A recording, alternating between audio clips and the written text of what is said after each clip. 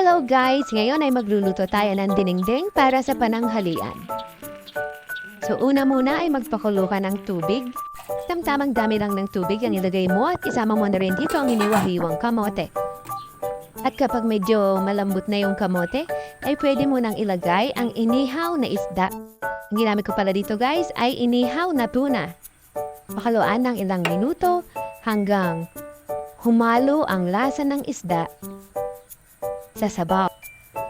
O kasi guys, yung isa pang nagpapasarap sa dinengdeng, lalo na kung ito ay inihaw na isda.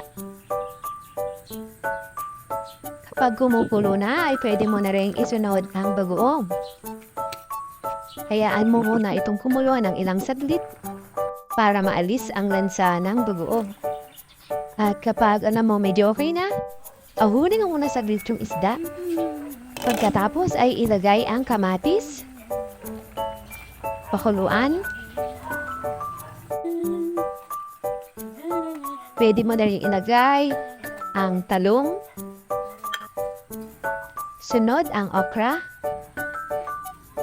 Pagkatapos ay ang talbos ng sitaw. Pagkatapos ay isunod ang amsi, takpan, at kayang maluto ng ilang minuto.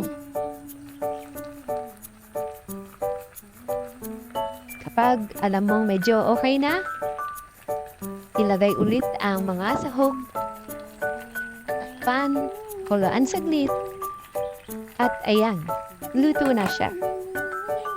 O, diba ang dali lang guys? So, ito lang yung isa sa mga paborito naming putahe, ng mga Ilocano. Dinengdeng.